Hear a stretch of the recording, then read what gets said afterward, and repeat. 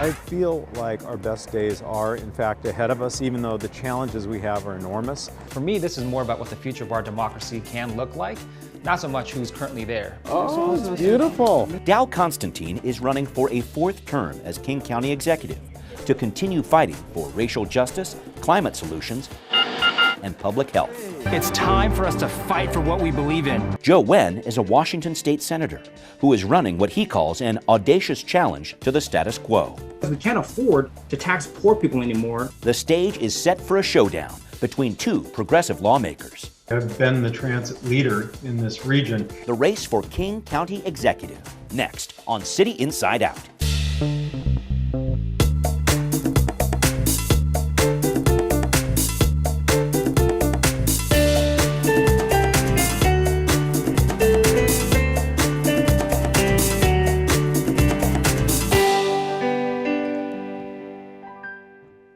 Welcome to this edition of City Inside Out. I'm your host, Brian Callanan. For the first time in a dozen years, there's a legitimate race for King County Executive. Dow Constantine, the incumbent, is seeking his fourth term after running essentially unopposed in 2013 and 2017. His challenger is Joe Nguyen, a first-term state senator with a progressive agenda who says it's time for a change. Nguyen's a very long shot to win, but he's forced King County to have a serious debate about its future leadership this November. Dow Constantine has held the King County executive job since 2009 and wants to serve a fourth term to continue his work on racial justice, climate change, mobility, and more. This moment where we're coming out of this confluence of crises, I think presents real opportunities. Constantine, who hasn't had a real challenger in the last two elections, beat out four challengers in the August primary, earning nearly 52% of the vote. He's raised almost $1.8 million for his campaign as of early October and is endorsed by Governor Inslee and former governors Locke and Gregoire, as well as Planned Parenthood and Washington conservation voters. There's a really significant need in our community. On the issue of homelessness, Constantine says he's worked to acquire buildings that the county can use as shelters, and he's now pushing to increase funding for behavioral health therapy for people living on the street with addiction issues or mental illness. Those underlying challenges may not be what brought someone into homelessness, but they may be a barrier to getting out of homelessness. And so that's really going to be a key over the coming legislative session and in the years to come. Constantine's opponent wants to shut down the county's new youth detention facility and courthouse, which the executive has pledged to do by 2025. It's going to have to be all hands on deck effort. Constantine says he's reduced the average nightly detention count from 80 when he took office to 15 per night now. But reaching zero use of detention will take more than a campaign pledge. There are some missing elements, and those missing elements are really going to involve building the capacity within the community to provide mentorship and the ability of an entire community to wrap its arms around a young person and help get them back on track. Constantine is also pushing back against his challenger's plan to make public transit free and says not charging businesses who currently buy millions of dollars worth of transit passes for their workers doesn't make sense. What he's proposing is reducing service and giving the big businesses in this county a break. And that seems like not the right approach, either in terms of transportation or in terms of equity. It's time for us to fight for what we believe in. Joe Nguyen is a first-term state senator from West Seattle who says he's trying to bring some urgency to the role of county executive. I think a lot of it is because, candidly, I'm impatient. Nguyen came in second in the August primary with close to 33% of the vote and has raised nearly $205,000 for his campaign as of early October. He's endorsed by the media outlets The Stranger and The Urbanist, Sage Leaders, the political arm of Puget Sound Sage, plus Amalgamated Transit Union Local 587, and Washington State Treasurer Mike Pelliciotti. It is 4 to 5 times cheaper to keep somebody housed than it is to take them out of homelessness. Nguyen has criticized the county for not coming through on a pledge to end youth homelessness and says the county needs to act quickly to distribute rent relief funds to landlords and tenants to keep people from becoming homeless in the first place. You have to tackle this in a variety of ways to truly address the problem, but you have to turn off the spigot of those becoming homeless. Because if you don't turn it off, there's no way we're going to be able to address it as well. Nguyen, the son of Vietnamese immigrants, grew up near the county's youth detention facility. We're already spending way too much money on a broken system. He wants to repurpose what he calls the youth jail and put more funding into community-based diversion programs to help young offenders at a lower cost. A $240 million jail for 15 individuals doesn't seem cost effective. Having smaller, therapeutic, humane types of situations would actually help these kids better, and also it's more cost effective as well. On his free mass transit idea, Nguyen says if corporations did keep paying for passes for their workers, the amount the county would have to chip in to maintain service would be nominal, but could have a multifaceted impact. The crux of how do you address a lot of these issues that we're facing, whether it's climate change or homelessness or affordability, that has to be done with transit. Economic mobility is how we move forward as a county. Moving forward with a new voice or a voice with many years of experience. That's the decision ahead for voters in the race for King County Executive. I feel like our best days are, in fact, ahead of us, even though the challenges we have are enormous. We deserve better. We need leadership who reflects that as well. And with the help of King County Television, we're happy to bring you both candidates for King County Executive. We have with us the incumbent, Dow Constantine, and the challenger, State Senator Joe Nguyen. Thank you both for joining me here. I'll jump right into it. We had a coin flip before the show. Senator Nguyen, you'll speak first here. Why are you running, and what are your qualifications? First off, thank you so much. Look, I'm Senator Joe Nguyen, and thank you for the time as well. The reason why I'm running for this office is because I'm impatient, and I believe that we deserve better. And the old ways of doing things aren't working, and this is especially true when it comes to our response on homelessness. And it's been called different things over the years, like the 10-year plan to end homelessness or the 5-year plan, now the regional approach. But it's always been under the county executive. And fundamentally, we have to do better, especially given the limited resources that we have.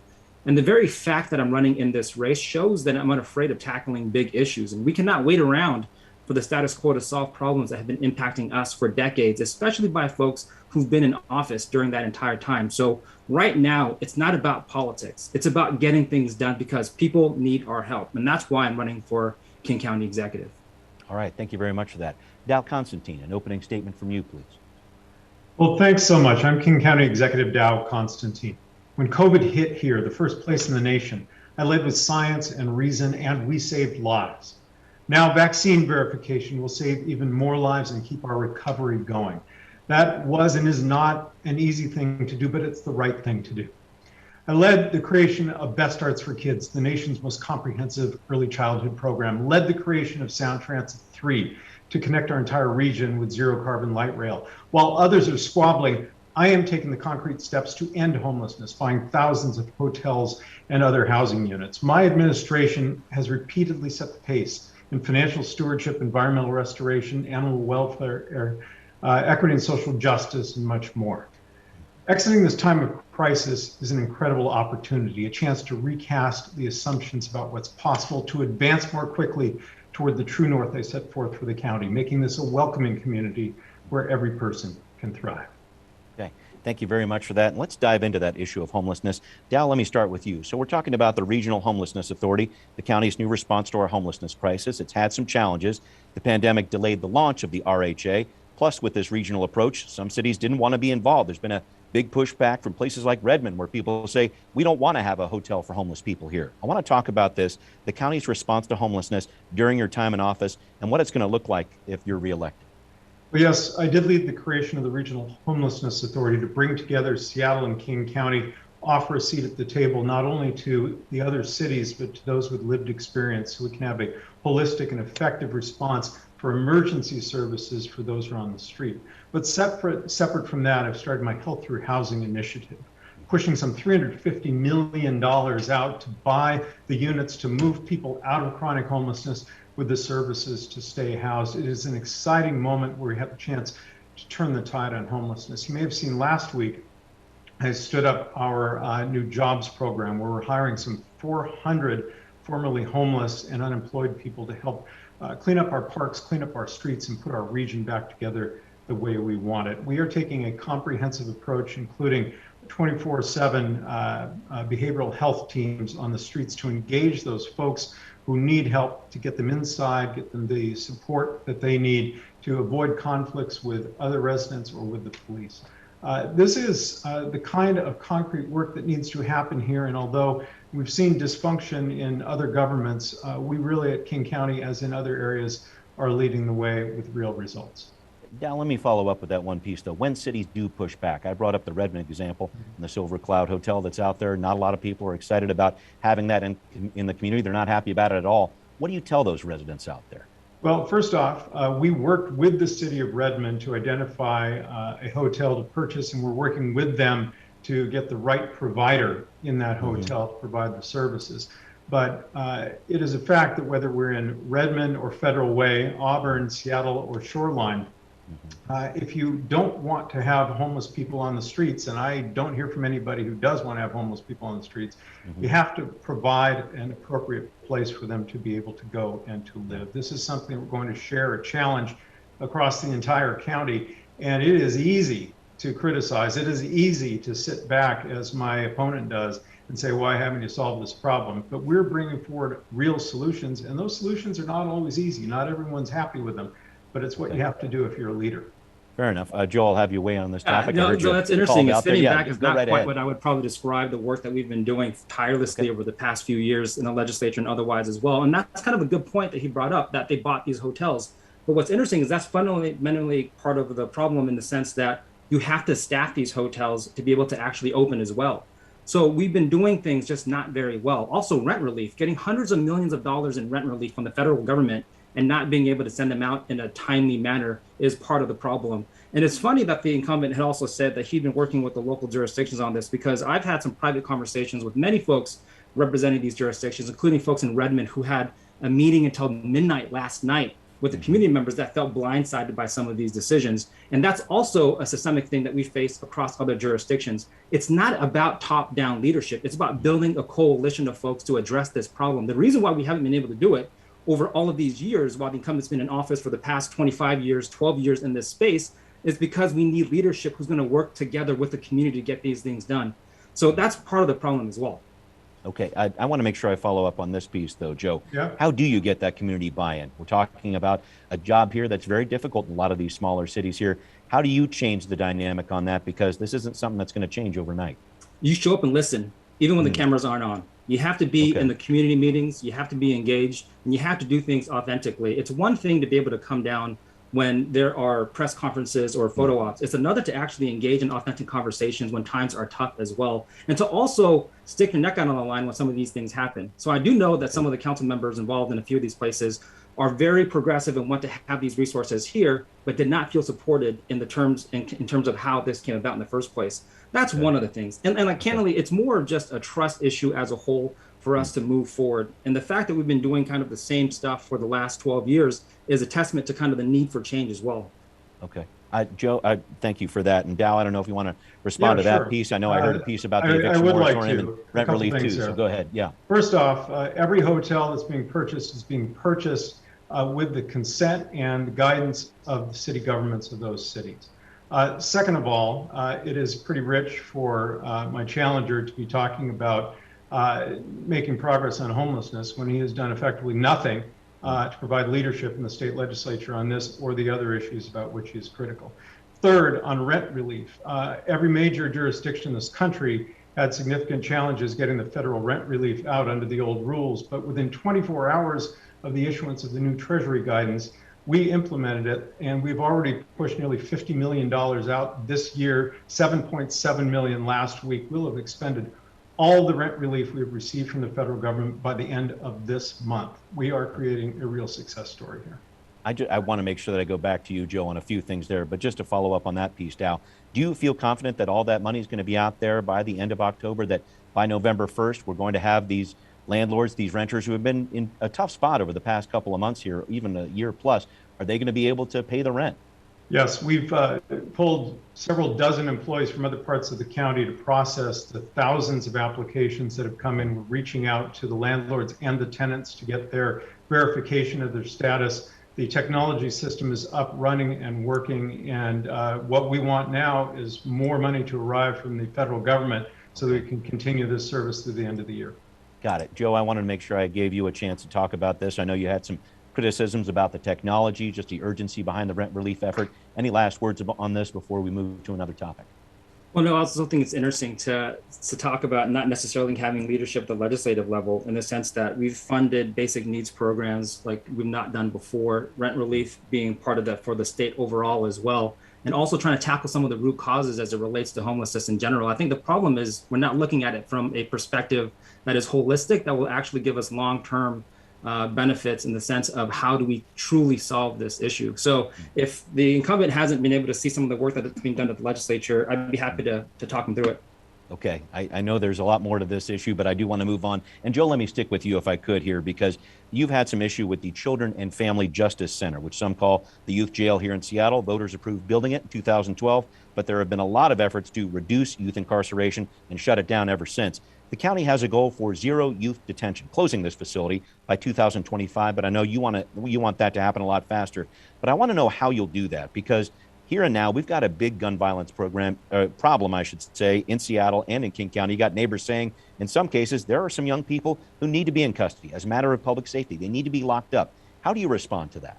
Yeah, you have to look at it from a different perspective too. Locking somebody up isn't always going to be the answer. More punishment doesn't help people. Giving them therapeutic support is what does it. So if you look at the number of individuals who are there right now, there's about 15 to 25 on any given night.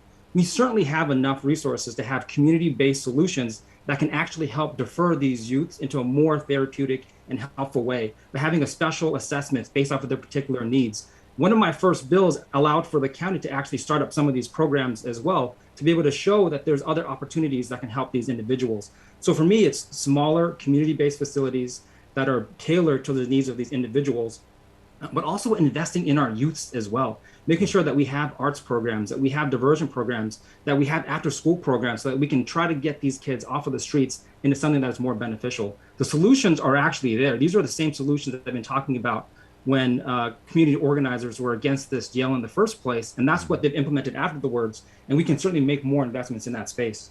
Okay, now I want to make sure I get your reaction to what Joe's saying and more on your plan for closing the youth detention center in 4 years. And also, if you could answer that question about youths who might be at a high risk to reoffend, because I know there's some people in the community that want to know about that too. Well, during my time in office, we've been able to reduce the number of people in detention charged as youth from about 80 on average to fewer than 15. In fact, often fewer than 10 per night now. We did that through diversion. We did that through prevention. We did it through hard work, hard sustained work over time. My opponent's spouting of rhetoric and slogans does not do the hard work. The hard work would have been for him to introduce a bill removing the requirement that counties actually have a juvenile detention facility if he didn't want us to have one.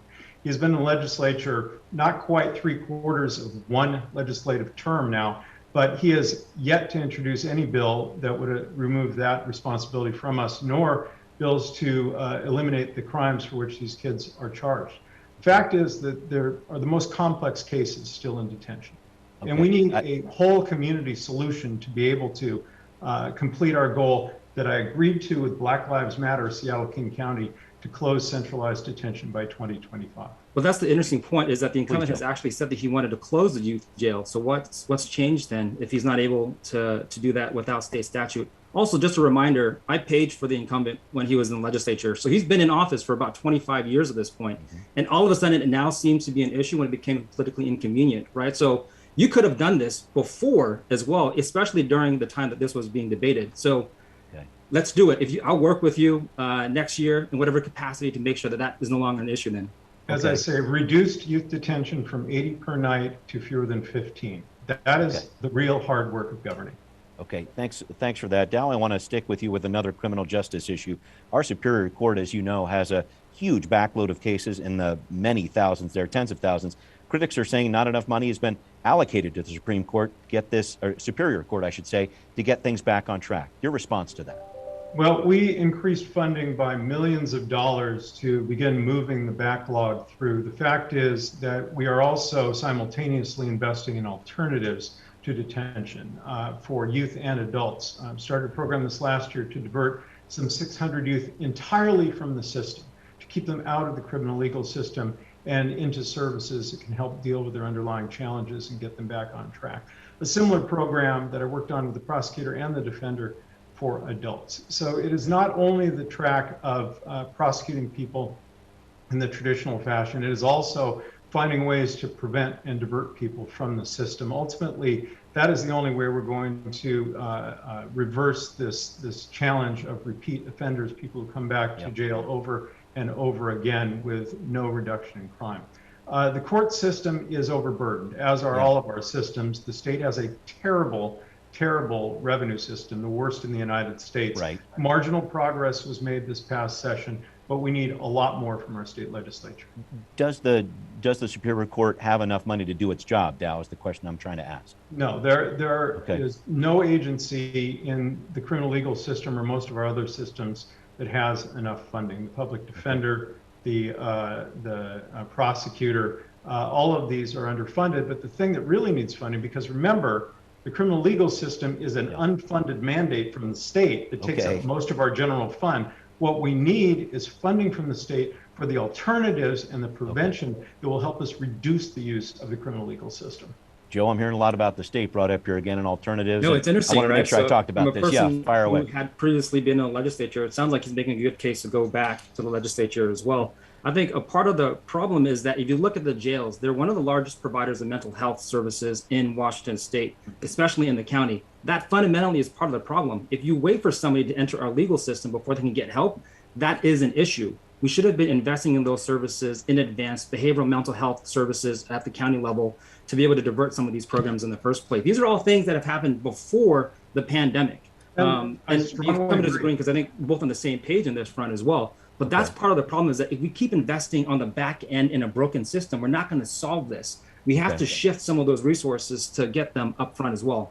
Okay, I think we're talking about some of the same issues there, so I wanted to move into one last law enforcement issue if I could. And Joe, I'll start with you here. Some ideas as to what candidate might be best for the sheriff's job. This is going to be something that will be appointed by the county executive here before the end of this year. How would you approach the job of picking a new sheriff if you were elected county executive?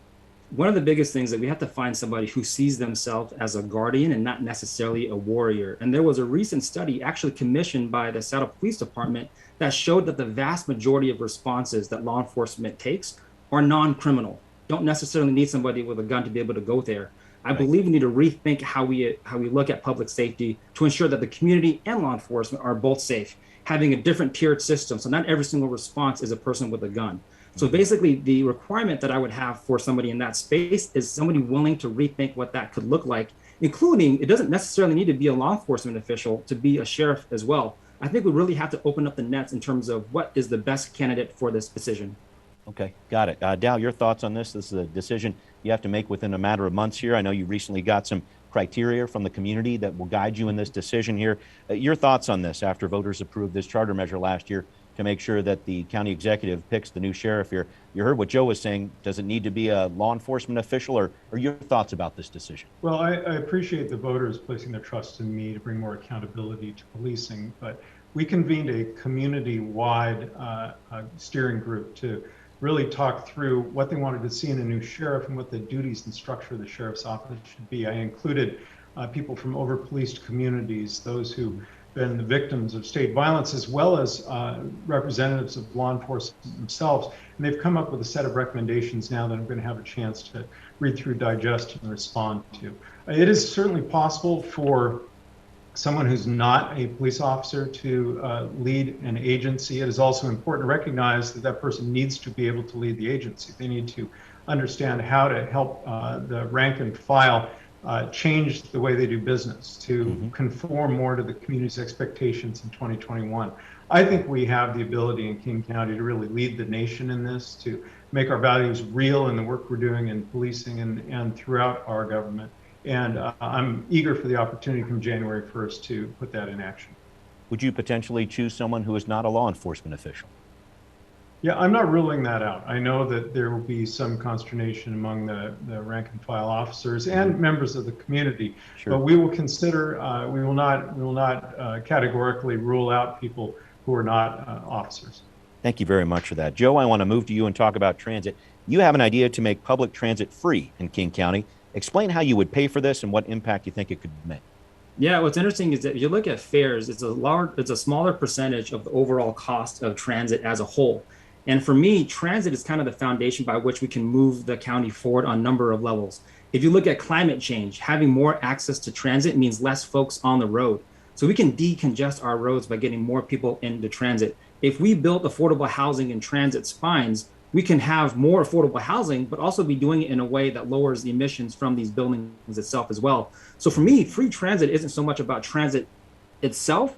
It's about how do we envision a King County that is inclusive, that has economic mobility, that can also lower the emissions and impacts of climate change. So less than 15% of the fares, less than 50% of the revenue comes from fares. The vast majority of that comes from corporations that actually are paying for their employees to go. Okay. So the amount that an individual pays, pretty small actually. Okay. So if we're able to cover that amount, we can get more people into transit, build more infrastructure associated with it, and then have a transit benefit district in partnerships with these large corporations to figure out how to cover the difference or figure out a better path forward. But I do think that having access to transit means economic mobility, means equity, and it means being able to address systemically our climate change implications as well.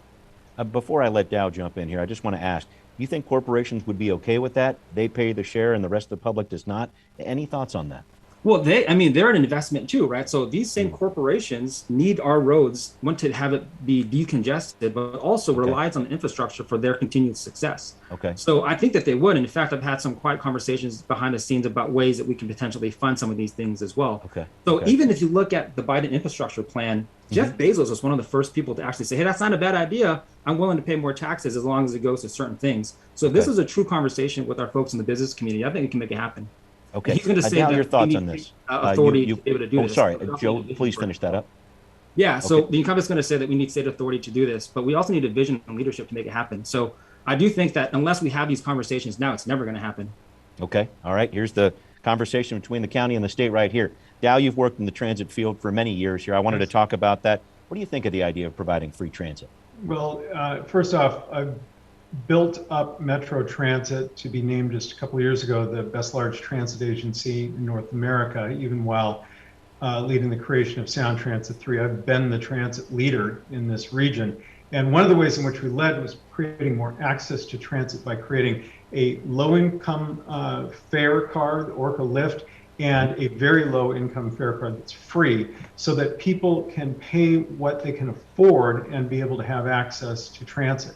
My opponent, not really understanding the situation, came in and demanded free transit. That takes hundreds of millions of dollars out of transit with no revenue to replace it. That means cutting routes, cutting mobility for people who are dependent on transit. And most of that money is in fact paid by corporations, by employers.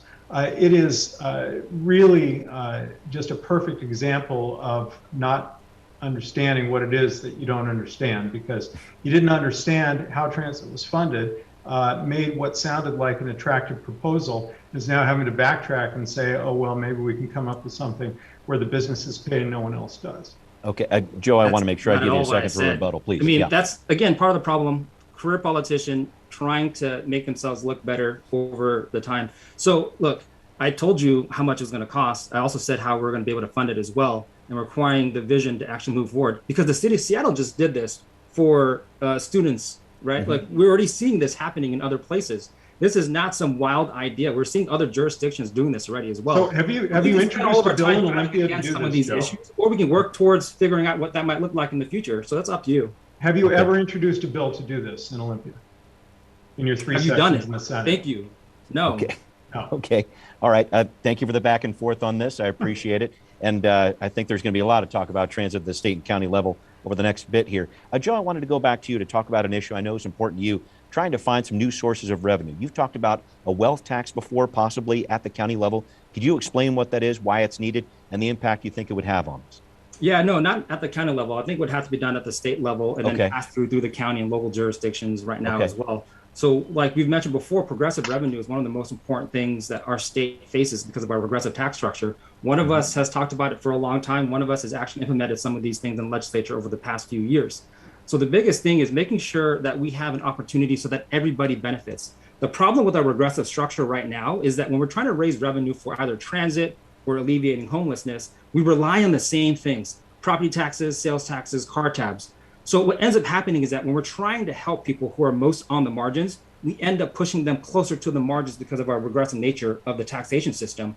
So when people say, have a wealth tax, it's because we can't afford to tax poor people anymore, because that's who we're trying to help. So we've worked on capital gains, helping pass that to the state. We've actually lowered tax liabilities through the working families tax exemption, and even a progressive REIT as well, to lower the implications of that for a lot of people. So to me, it's twofold conversations. How do we raise enough revenue, but how do we lower the burden on the folks being impacted right now? Okay. The wealth tax is one proposal. There's other ones as well that's out there. Okay, thank you for that. Dow, I just wanted to get your thoughts on the wealth tax while we're talking about this issue. Good idea. What do you think of it? Yeah, taxes should be based on what you have and what you earn. And what happens in this state is almost the exact opposite of that. So those who make the least and have the least pay the biggest proportion of their resources in taxes. This needs to be fixed. It has been a long-term challenge in the state. I applaud the legislature for moving forward with these reforms, but we are just at the very beginning of what would be a long and difficult journey. That's why I authored the State Tax Study Commission when I was in the state Senate, and that led ultimately to what was an unsuccessful attempt to create a state income tax on the ballot a few years back. We need to move this conversation forward. It would benefit our state enormously. This economy can support all of the infrastructure and all the services that people need to be able to live successful lives without anyone breaking a sweat if everyone pays their fair share. Just the challenge with that and dealing with these larger companies, though, Dow, I know you've heard some of the pushback at those larger levels. How do you get that buy-in from companies who might not be too sure about this? This is the start of an income tax, things of that level. Can you answer those concerns? Well, you gotta recognize that this is in comparison to the other 49 states, and our system is the most regressive of those 49 states. We could adopt any of those systems and have a tax system that is more progressive, that is better for those who make the least. So those corporations are going to have to compare against those other state systems too. Okay. And then to go off of that a little bit, you'd be surprised at how receptive they might be, simply because they themselves are already paying with B&O and other potential revenue streams as well. So in order to have a more balanced tax structure, they certainly have to be at the conversation, at the table for the conversation. And they have been. I serve on the tax structure work group right now, as we've been talking to folks throughout the entire state. So a lot of folks that you'd be surprised are engaged, who I did not think would necessarily be. Okay, thank you for that. I know there's a lot of work ahead on that issue too. We're getting towards the end of the show here, and I'd like for both of you to touch on something that maybe we haven't discussed here. Dow, an issue that's important to you that might not get as many headlines. What else about your campaign, what you've been working on, do you want to let voters know about before we get to the closing statements here? Well, I'm really proud of the work we've been doing on the economic side of COVID recovery, the social side of COVID recovery. We put together a $600+ million aid package, and it's helping businesses get rolling again, helping those who are most impacted, like Black and Latino-owned businesses, be able to get back on their feet, helping our arts and cultural community that was the first to close and the last to reopen, to rehire tens of thousands of people and keep the cultural life of our community functioning. These are the things you need to do in order for us to be able to zoom ahead, accelerate ahead economically, and we need to be able to keep this economic recovery going. That's why I've taken the difficult step of creating this vaccine mandate, because without it, we are in grave danger of having to go backwards, close businesses and close schools. Got it. Joe, if you could, question to you here, another issue you want people to know about your campaign before we get to closing statements here? Yeah, what's interesting is that the county is the 12th largest in the entire nation, bigger than 14 states, yet we don't have an Office of Economic Development. So for us to have a pandemic recovery that is in fact just, we need to have a dedicated stream of folks actually working in that space. The other one too is for us to really address, say, for instance, gun violence, or even helping youth through our legal system, we need more community centers, more opportunities for youth to be engaged. There's also not an office that is in charge of helping with facilitating, say, for instance, community centers. But really, I think the most important thing about this race is that people who now, for the first time, feel as if they have a voice in this system, people who are impacted by policies are now being heard and being able to have a place to channel those frustrations as well. I feel the conversations from folks in the community, from folks at the county who felt that they've been ignored for so long, and being able to have these thoughtful conversations and debates. I know that it can be contentious sometimes, but I actually appreciate them, is because we should be raising these issues to the forefront. So my biggest thing on this is people who've been impacted by policies, who've been left out, are now going to be front and center in these conversations. Yeah, and another issue, I'm remiss in not bringing it up until now, but talking about climate change in our region and what you're going to do about it. Dow, I want you to start on this, if you could, talk about what the county is doing right now, trying to get to that vision where we're carbon free after a certain amount of years. But let's talk about that, what you're doing, what we're going to see in the future potentially if you're reelected. Well, I hope you saw the grand opening of Northgate Link, the new light rail line with 3 new stations. I have really put my effort into creating a region-wide 3-county high-capacity transit system, and we are succeeding in that. That is an enormous step, along with the full electrification of the metro bus fleet that will move us toward decarbonizing the transportation system. You may have seen a couple weeks ago I announced our green building codes, which eliminate fossil fuels for the heating and cooling of buildings, commercial buildings, and multifamily in the unincorporated area.